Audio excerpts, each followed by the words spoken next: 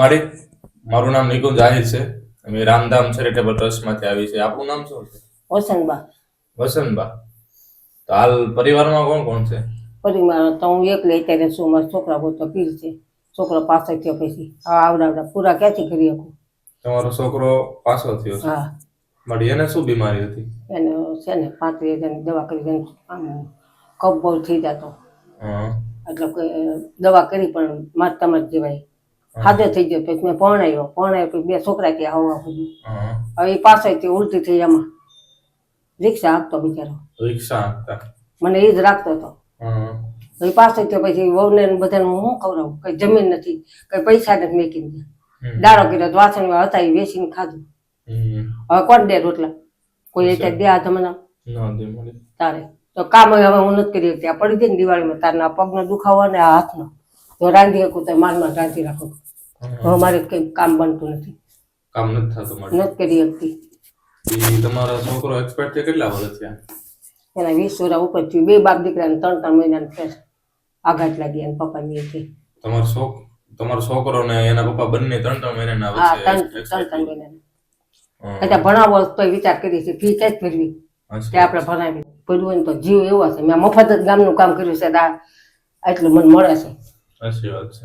એટલે તેમ કહો ને 5 રૂપિયાની આવક માર નથી. તો આજુબાજુ વાળા કોક દઈ જાય તમારી પાસે તો તમે કોક એ રીતે તમે મફત કરી દઉં તો જો ઓલા ઢોકળા મુસલમાન સાયકલ લઈને એવું દઈ જાય એમ ખાય તો ખોટું નહીં બોલું. આમ રાખવું પડે. આ રાખવું ક્યાં જવું? હું બેહું એમ નથી. મેં કંઈક ને હુવાયું મફત કરી, કોઈ રૂપિયો નથી લીધો, પૈસા નથી લીધા, મફત આ સેવા એ કરી છે તો આડું આવે છે. અને હજી કોઈક એમ કહે ને કામ કરી દો ભલે હું ઊભી ન થાય તો કરી દઉં. ના ન પાડી શકો. કંઈક તો આપણે સામું જોઈ છે ને. જીવવાનું છે. આ તો નથી કહેતા નથી મરાતું નથી જીવાતું. બધી જિંદગી એવી છે.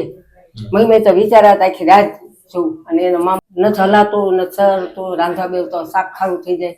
હવે મારું મગજ કામ નથી કરતો. હું ભૂલી જાઉં કીધું બધા આવું મારું જિંદગી કાઢી તારી આ હોય છે. તો બીજા કે હું કઈ જિંદગી થોડો તમે પાસે રહેશો. આવું જ શું કે તમારો જીવ મુંજાય તો ઘણું દુઃખ લાગે પણ શું કરી લ્યો. આનામાં તારી રડશો ને તમારા દીકરા સમાન જ છે.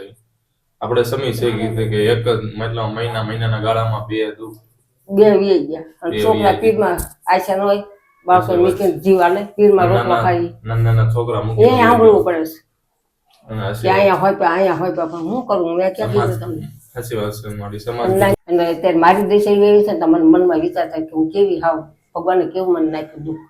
આવું જ મેં બધી દુનિયામાં નથી જોયું. તમારી એક સેવાકીય ભાવના છે એ બહુ સારી વાત કહેવાય કે પરિસ્થિતિ ખરાબ છે છતાં તમે બીજાની સેવા કરો. હા કરવું. અડધી રાતે કીધું દોડું ખોટું ક્યાં કહું? ભલે હું માંદી હોય તોય હું કરવા દઉં. આ પડી જતી ત્યાં સતીભાઈ વાણંદ છે એ મને માની જેમ રાખે. મારે ગમે કામ હોય ને તો એ હારી આવે બિચારા. દવા લેવા જવું ગમે અડધી રાતે તો એ કે બા મારે ગુંડા ધોવાના સમય ઊભી તો થઈ ન શકતી. હવે કઈ નહીં મળે, તમે ટેન્શન ના લો. અમે તમને રાશનની કીટ આપી છે જેથી કરીને તમારે બહારથી માગીને કે આ તે ના જમવું પડે એમ. એટલીસ્ટ 2 થી 3 મહિના સુધી ચાલે એટલે અમે રાશનની કીટ તમને પ્રોવાઈડ કરીએ છીએ. માળીની પરિસ્થિતિ જોઈ શકો છો કે પોતે હાવ નિરાધાર છે એમ. એક દીકરાને એક્સપાયર થઈ ગયા 20 વર્ષ થયા અને 2 મહિના પછી એના હસબન્ડ પણ એક્સપાયર થઈ ગયા છે એમ. એટલે ખૂબ જ દુઃખદ ભરી કહાની છે માળીની. અને મારી પાસે કાંઈ હોવા ના છતાં પણ માળીનું કેવું એવું છે કે મારી પાસે હોય કે ના હોય કોઈક મારી આંગણે એવું હોય તો હું એની સેવા કરું છું એમ. એટલે માળીની એક સેવાકીય ભાવના જોઈને જ આપણે ઘણું બધું શીખવા મળે છે એમ કે કાંઈ પણ નથી છતાં માળી બીજાની સેવા કરે છે એમ.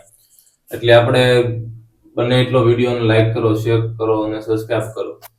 મળી અત્યારમાં અમે તમને રાશનની કીટ આપીએ છીએ અને પણ આગળ પણ અમારાથી બને એટલી મદદ કરવાની કોશિશ કરશું. બને એટલી મદદ કરશું અમે તમને. તમારી જેવો આશીર્વાદ એ ભાઈ મળે. બીજું હું મારા નિર્ધારનું શું તમે જે પ્રમાણે કીધું હતું એમ અમે 3 થી 4 મહિના ચાલેલી રાશનની કીટ આપી છે. તો શું કહેશો તમે?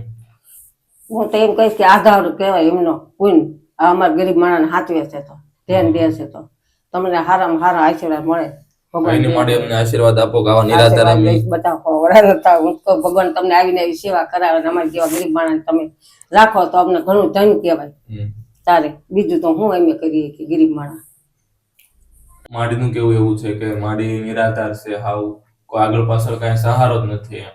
અને ભાડાના મકાનમાં રહે છે એમ. એટલે આપણે સમજી શકીએ છીએ કે બહુ ખરાબ પરિસ્થિતિ છે. અને એક દીકરો અને એના હસબન્ડ બંને એ 2 મહિનાના ગેપમાં એક્સપાયર થઈ ગયા છે એમ. એટલે દુઃખ ખૂબ જ છે એમ. છતાં માડી એમ કહે છે કે મારી ઘરે હોય કે ના હોય, હું બીજા મારી ઘરે આવ્યા હોય તો હું જરૂરથી એને મદદ કરું છું એમ. એટલે મારી પાસે આપણે પણ એક શીખવા જેવી બાબત છે કે આપણને તો ભગવાને બહુ આપ્યું છે એમ. તો કઈ નહીં, તમારી આજુબાજુ કોઈ પણ એવા નિરાધાર લોકો હોય કે હકીકત એને જરૂરિયાત હોય તો ચોક્કસથી અમારો ચેરિટેબલનો કોન્ટેક્ટ કરજો. અમારાથી બને એટલે અમે હેલ્પ કરીશું. અને એક વિડીયોના બને એટલો તમે લાઈક કરો, શેર કરો અને સબસ્ક્રાઇબ કરો, જેથી કરીને જરૂરિયાતમંદો હોય ત્યાં સુધી અમે પહોંચી શકીએ અને આપણે બંને મળીને થોડી ઘણી માડીને હેલ્પ કરી શકીએ. અને આપણો ચેરિટેબલનો એકમાત્ર ધ્યેય છે, જ્યાં અંધકાર છે એના પ્રકાશ પૂરો પાડો અને જ્યાં દુઃખ છે એના દુઃખમાં સહકાર આપવો. એટલે કઈ નહીં, બને એટલો વિડીયો તમે શેર કરો, જેથી કરીને આપણે બધા હેલ્પ કરી શકીએ. શું તમને કે ભગવાન બધાને દેવડાવે, ગરીબ માણસ એનું સારું કરશે તમને ભગવાન સારું જ મળશે.